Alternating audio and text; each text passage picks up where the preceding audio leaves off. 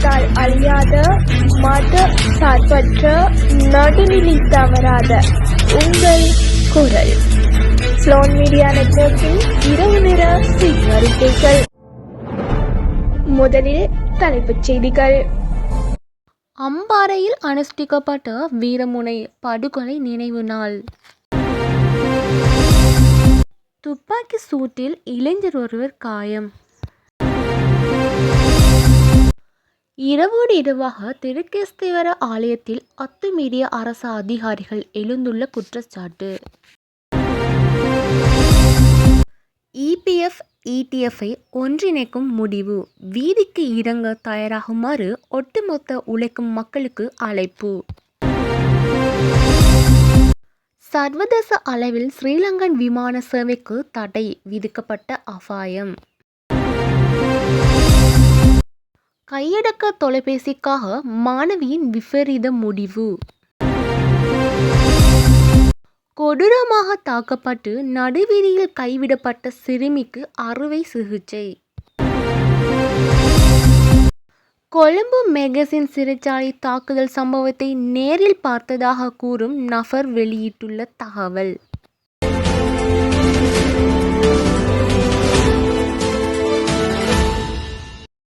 அம்பாறை சம்பாந்துறை பிரதேச செயலாளர் பிரிவுக்குட்பட்ட வீரமுனை கிராமத்தில் வீரமுனை படுகொலை நாள் அனுஷ்டிக்கப்பட்டுள்ளது.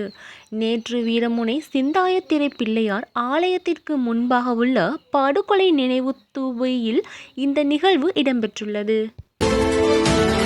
வீரகட்டியவின் அக்ரஹேர பகுதியில் இன்று காலை துப்பாக்கி சூட்டு சம்பவம் நிகழ்ந்துள்ளது. இதில் 20 வயதுடைய இளைஞர் ஒருவர் காயமடைந்துள்ளதாக போலீசார் தெரிவித்துள்ளனர். சம்பவத்தை தொடர்ந்து காயமடைந்த இளைஞர் முதலில் வீரகட்டியா மருத்துவமனையில் அனுமதிக்கப்பட்டு பின்னர் மேலதிக சிகிச்சைக்காக தங்காலை ஆதார வைத்தியசாலைக்கு மாற்றப்பட்டுள்ளார். மன்னா திருக்கேதீஸ்வரம் ஆலய வளாகத்தில் தொல்பொருள் திணைக்களம் நிலைய நிர்வாகத்துக்கு தெரியாமல் இரவு நேரத்தில் பெயர் பலகை நாட்டியதாக நாடாளுமன்ற உறுப்பினர் சத்தியலிங்கம் குற்றம் சாட்டியுள்ளார். ஆலய வளாகத்தில் எந்தவொரு அபிவிருத்தி பணிகளையும் மேற்கொள்ளக்கூடாது என அதில் குறிப்பிட்டுள்ளதாக அவர் தெரிவித்துள்ளார். இபிஎஃப் மற்றும் இடிஎஃப் ஆகியவற்றை ஒன்றிணைப்பதற்காக ஊழியர் சேமநிதி சட்டத்தை திருத்துவதற்கும் அரசாங்கம் எடுத்துள்ள முடிவுக்கு தனியார் ஊழியர் மையம் தனது கடும் எதிர்ப்பை தெரிவித்துள்ளது.